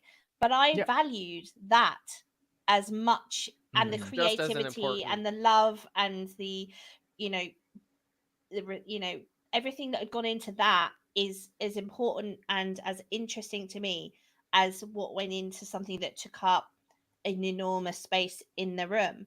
And I made sure that w- took the time to look at all of that, and that if there people were there who were building, I told them, I spoke to them all the same. I asked them, Yeah. yes, the same boring questions. I'm sorry, guys, you touched on it, Thrawn. How long did that take you? How many bricks is in there? Yeah, I hands up. I am fairly new to that, so I did ask those boring questions, but I was also really interested in what inspired them to Yeah. make all their things. And as a brick builder and a non-brick builder, I wouldn't consider myself a brick builder. I would consider myself a brick lover. I build sets. I haven't got to the point where I've given myself space and time to sit and create. So I wouldn't call myself a brick builder. I'm sure she could, though. I have faith that she could. She just hasn't. I haven't yet, but as somebody who is, like I've said, is somebody who enjoys what you guys do, what can I do to at these events to make sure that all people, all brick builders feel included in a space that is changing, and where influencers are coming into all of our lives at all different spaces. But Yeah. how can I make sure I'm supporting everybody? Do you have any tips or the advice? easiest always post, comment, like. Those tend to be the most important. As long as you're following the people you like and you are promoting their building and their accounts, that alone is very helpful, because that gets traction and that gets eyes. And if please the person comment, guys. Like, that comment, really like, helps us. subscribe, whatever, those help, because the algorithm pays attention to traffic, and the more traffic something has, the more traffic it's going to give it. And then if the people, if they're builders who sell instructions, if there's a model you like, buy instructions. If there's, a kit that they make that you like, buy a kit. Whatever whatever you're able to do is better than nothing at all. Because it helps us get more eyes on us, and then be able to continue to work in the space and get more of the recognition. But it's obviously not required. We're just happy to have people there enjoying the work we do, because that's part of the reason why we do it, or else Kind of why we're or at there. least our own personal enjoyment too, right? And then in my opinion, on like the smaller builds, right, I don't look at builds as size. I think quality over quantity almost always, right? I have seen some absolutely unreal tiny builds that I would take any day over a massive builds that's like 90% sets. And I'm actually some of those micro builds are right. Micros. There's impressive things I am to do a micro build lover. I love micro builds. I mean, hence maybe why the brickheads. I just think it's amazing what people can do with the less bricks, the better. Almost, I'm just fascinated. But you can make this incredible thing that is this big and perfect. I love that. And one of the things that I found, I'm using Brickwalls as an example because it's the most recent one and the one that I've been to, recently. But when we did our podcasting at Brickworld, we tried to get a wide variety of people on. We and did. One we of really the tried. people that we interviewed, who I absolutely loved speaking to him, and I'm gonna hope Puck can remember his name, but he had no socials at all. Nico. I know. Nico, yes. Yeah. He has zero socials. It wasn't about socials. No It's social. nothing to do with socials. He doesn't even have a social presence. And I really, really valued that that interview. And I thought that was so interesting. And he was he was very happy that we approached him at all. Because he's just a brick builder.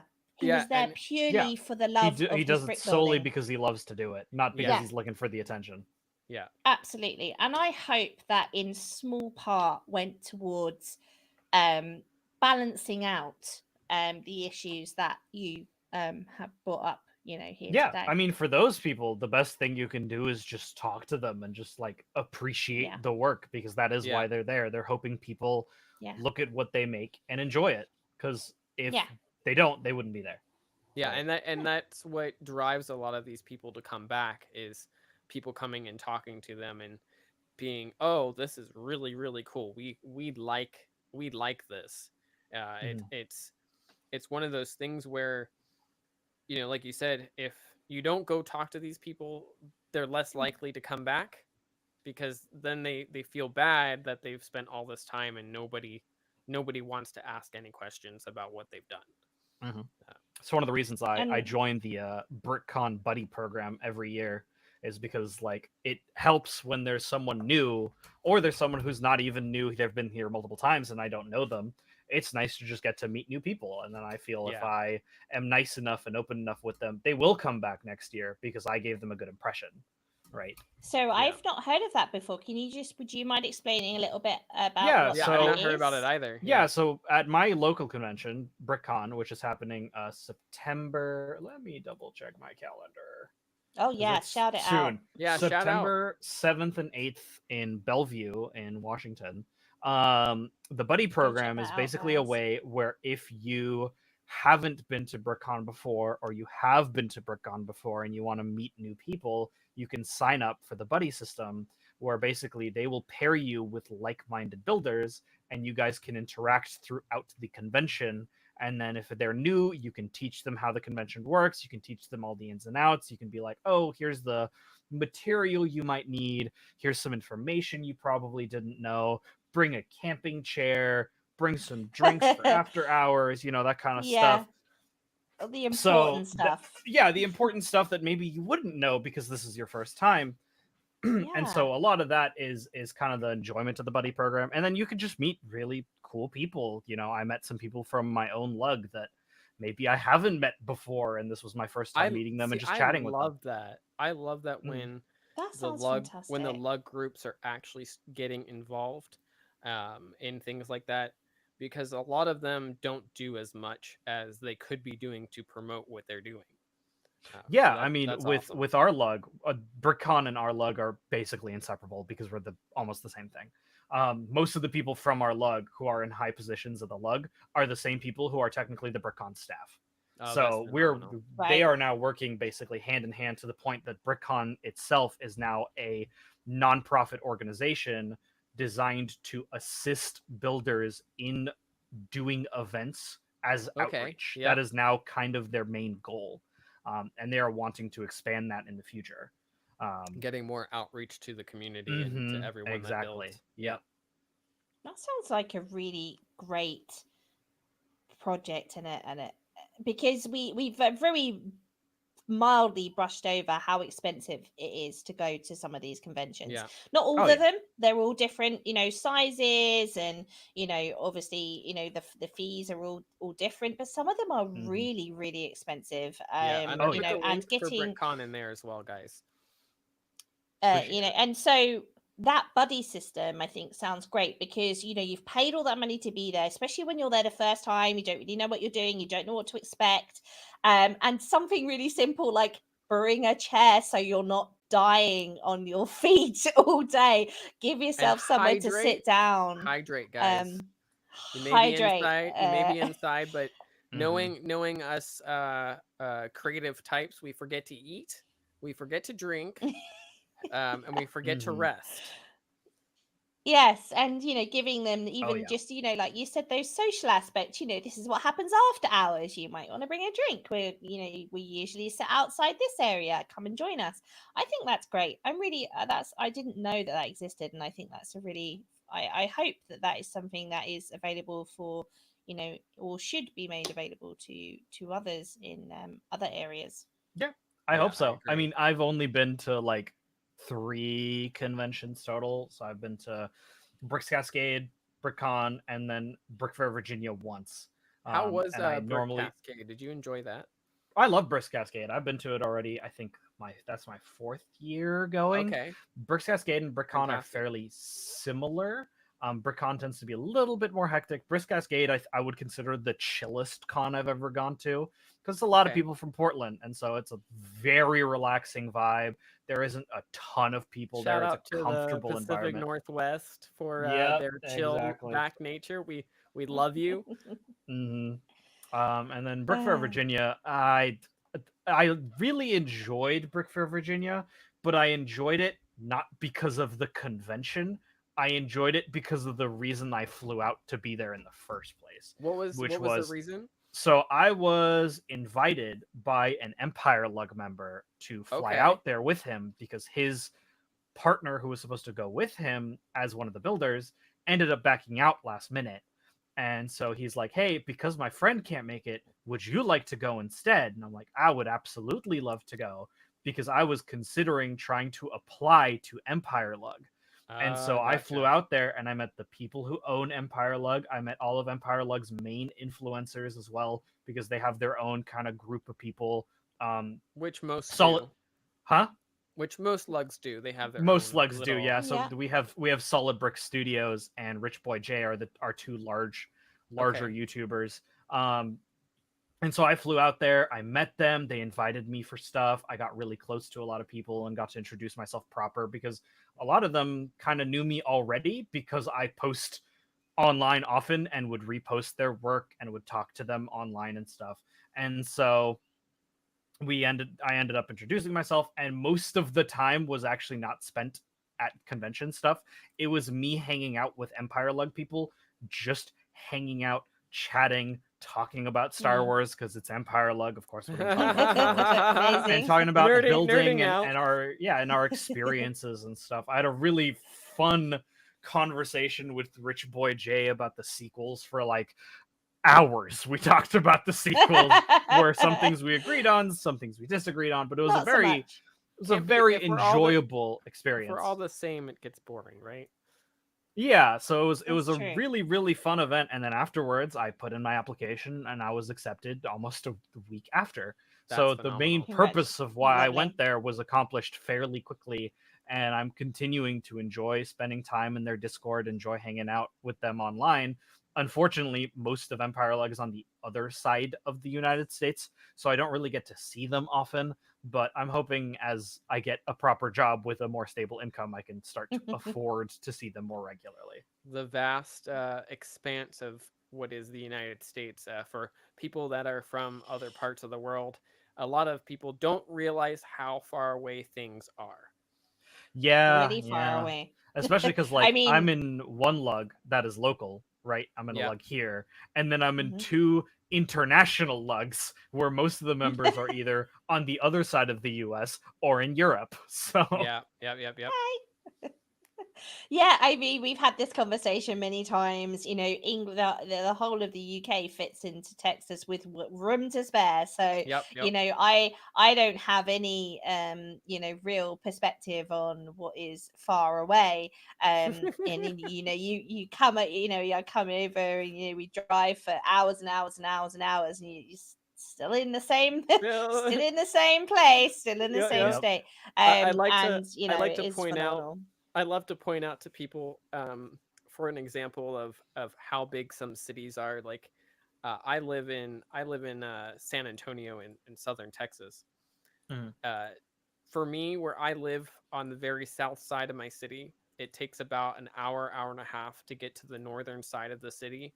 And if you're in traffic, it may take you 2.5 hours to get from one Wow. point to the other. Which I had to do yesterday. It took me 3 hours to get home because of traffic. I was in the northern side of the city, Mhm. and you hit 5 o'clock, you're you are just waiting. You're in Oh, yeah, Yeah. yeah. that's what we call the one of the most famous motorways in the UK is the M25. It goes from the south up, and then it splits, and it goes all around London, and then and carries on, and then carries on up north. But yeah, the M25 car park is quite often it's called because it can just, if something goes wrong on there, you know, it just grinds to a halt, and yeah, you're just parked up on the M25 for hours and hours, you know. But if the M25 is moving, you know, 3 hours, I'm on the north, I'm in the north of London at that point, which is, you know, some people consider Mhm. 3 hours driving to be just nothing, especially, you know, where you guys are, you know. But 3 hours is quite a substantive drive over here. Yeah, You know, you yeah. can get to quite a lot of places in 3 hours here. So Yeah.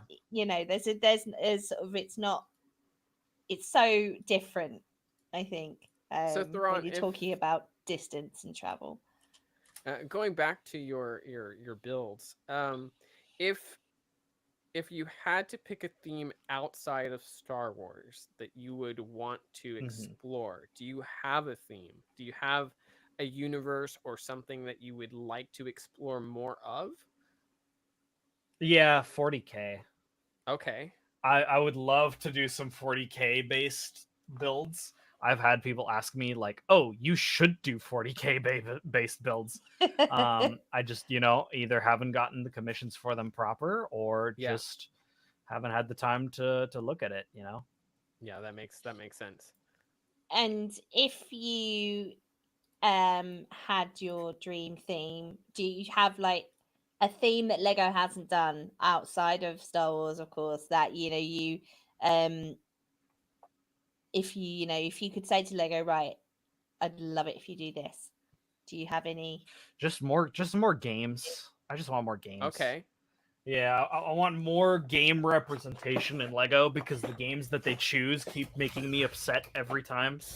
So, it's either Nintendo IP, which don't get me wrong, Nintendo makes games, not a fan of them as a company, or like just the worst products from EA and Blizzard and stuff. And I'm like, please do indie titles or something. Like, I'd Oh, love some Subnautica builds, oh my or God, like, yes. there, Or there's some so Stardew many Valley. other yeah, there's so many other things that they could be doing in the gaming sphere, and I would love just to see more. I was like, oh, they're more into games, and then the Fortnite stuff came out, and I was like, oh, that's the worst one you could have chosen.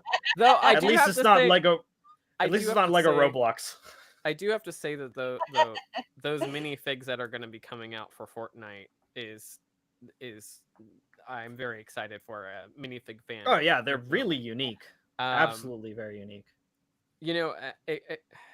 Talking about the Nintendo IP though, Mm, Pokemon fan here. I mhm. would I would love for them to snatch that IP from Mega Bloks. Mm, I know that it's coming up on their terms with Nintendo, so maybe we'll get that. I think it would be something that they could do very well, or they could do really really badly. It could go either way. Mhm. As long as we don't get any more Mario. Oh, come on Yeah, now. Come on now. you say as long as we don't, but have you heard that about the Oh Mario no, Kart? I know.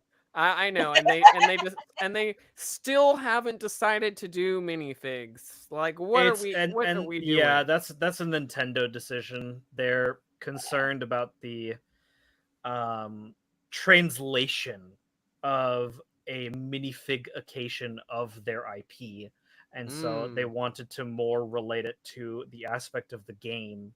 And I Aha. understand where they're coming Fair. from. I think it is a fair assessment, But they and could I make do know a lot of Mario really kids that well do though in a love it. minifig. A lot of kids I know really like actually those Mario like game Yeah, things. For us yeah. collectors, obviously we are not the target market for that. No, we are not. No, So, we are not. I have you a know, friend with a very close friend of mine with two boys who call me Auntie Becca, and I absolutely adore them. And they absolutely love the Mario stuff. And And it's at the end great of that the they day, do. it might not be my cup of tea, but when I get to sit there and build it with them and put it all up and play with them, do you know what? It's an enjoyment level that I still absolutely love. I still get so much And joy that's watching them build and learn, and you know I kind of feel like with the Mario builds I had a very I made a my own decision on them, and it wasn't for me, wasn't a fan. And it wasn't until I got to sit and play with them and watch them enjoy it and build with them and get that, that fun. I was thought, you know what, it doesn't matter. It doesn't matter that it's not for it me. doesn't matter I love anymore. yeah, it. Yeah. yeah. And I got so much joy from building with them. So that kind of changed my perspective. It made me I feel like less judgmental on things that Plus a lot of great new made. parts. Oh, for Yeah, sure. exactly. Yeah, made me less judgmental on things that aren't maybe Just my cup of tea because just throw it into my um parts bin. it's Hmm. good. But yeah, I think we could probably talk forever and a day about gaming builds. But we are coming up on a good hour and 45 minutes. 45 Can you minutes? believe? Yeah, We've been Mhm. sitting here talking. Is there anything that we haven't touched on that you wanted to talk about? I mean, I also With want to regards open up to to chat as well. Oh So yeah, open up if to the chat chat. if chat yeah, would like to open up ask some chat if you've got questions, questions. Is um, there anything, Thrawn, that we haven't like talked about that you wanted to bring up during your Not time here really. today? I just like yapping, you know. hey, Yeah, me too. that's what we like to do over here on the channel. We love to just to gab. It's a fun thing to do. That's our biggest focus, like on the podcast, is just having a chat and really just Yeah. talking and getting our thoughts out to people, because so many times it has to be, oh, we're going to stay on this road, and it's a lot more fun when we're just free to talk about whatever we're wanting to talk about.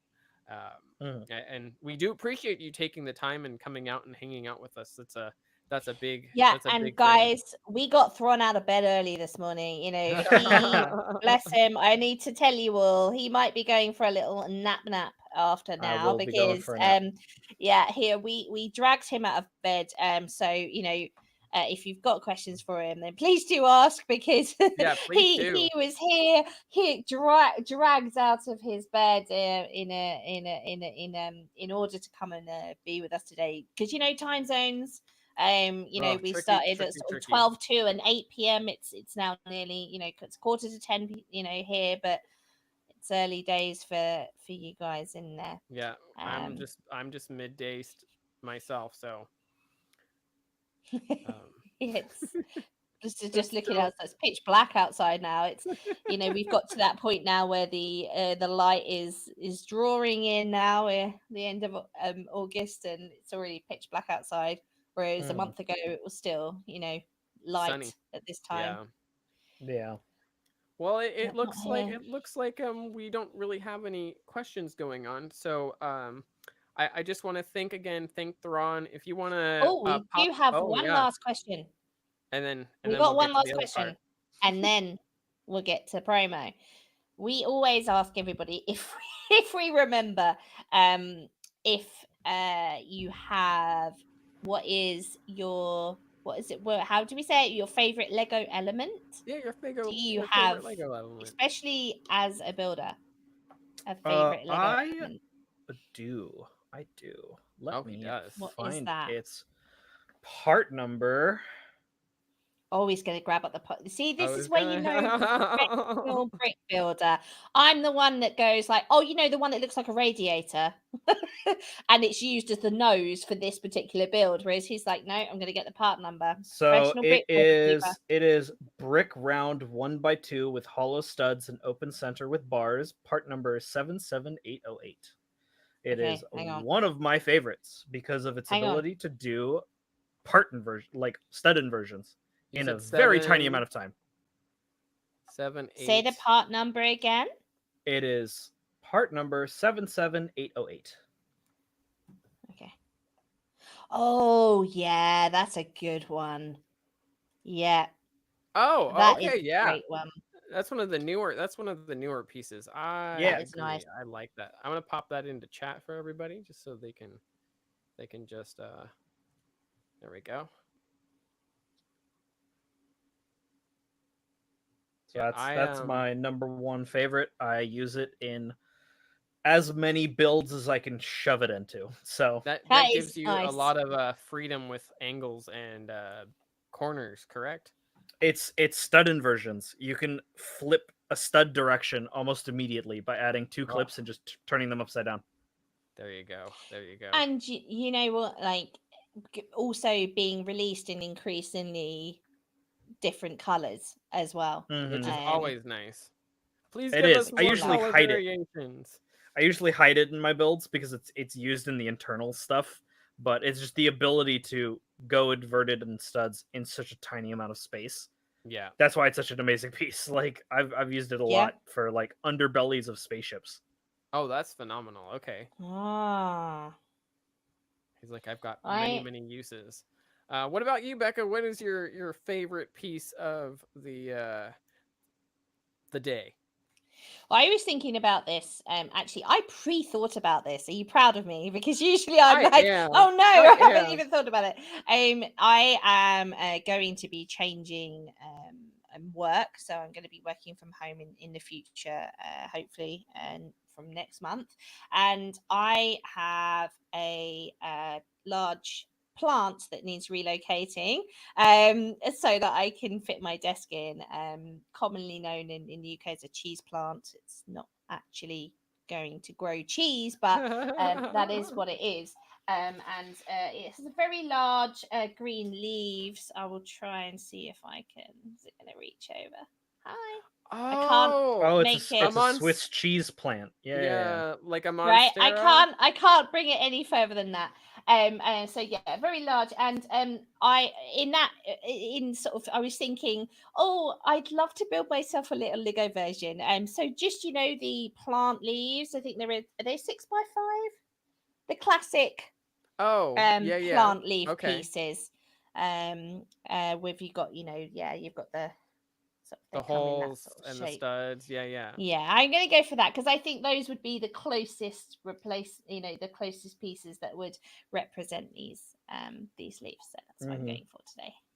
I think mine would have to be the hinge piece, the brick, the one that is L shaped where you can open and Oh close yeah, it. yeah, yeah. Yeah, I'm not sure what part number that would be called, but the bricked hinge piece, because you can do such amazing corners with that. That would be my favorite today at least. Yeah, well, Mhm. we change it every um, time. I'm glad you remembered to that. if So So you'd like to 3830 is the part ID for that one. 3 8 there you 3 go. 3830 Lego 30. hinge brick 1x4 assembly. Okay. And then the leaf is 2417. Yeah, do you know I was just literally looking that up, and you're right. Yeah, 2417 leaf 2417. I'm going to learn these. I'm not, Eventually. just to let you know. I have a terrible memory. I just looked them up on my phone. There's too many to remember. But yeah, I There's mean, so many. Um, I if you'd like to pop your socials in Thrawn, so we can Sure. give everybody that information, that would be phenomenal. yeah. And I mean, I want to obviously, thank everyone that has come out today and watched our podcast, and anyone that's going to listen. It will be up on Amazon, Apple, uh, Spotify, and the Buzzsprout website, and also up on YouTube and Twitch if you'd like to watch the episode live as we did today. Also, if you guys would like to support Brick City Radio, you can do donations via Twitch, either via subs or direct donations to the tip jar down below on the page. We would greatly appreciate that, and that would help keep us going in the future as well, for support. Thrawn's Revenge, we want to thank for coming on today. He There's all the things. All the had important ones. some amazing information lovely. and does amazing builds. I'm going to pop these up on screen for a second here to show all his socials so you can check him out. This is his Instagram, instagram.com/Thrawn's Revenge for his Instagram. He is also on Linktree. There's a Linktree link there as well, a linktree.ee/Thrawn's Revenge. Yeah, and that's a really good one to look at, guys, because it's actually got the links for all the other things. So Yes. I would And recommend that then one. his Rebrickable is rebrickable.com/users/Thrawn's Revenge /profile. Profile. So, like I said, Lovely. thank you so much, Thrawn, for coming out, and everybody that was here Yes, today thank you. to hang out. And we will see you guys next time on Brick City Radio. Our next guest is going to be Alex from Bricklink. He is the head of the Bricklink Designer Program, so we're looking forward to talking to him. So, as always, we love you, and we will see you guys next time. Goodbye, guys. Have a wonderful Bye. rest of your day.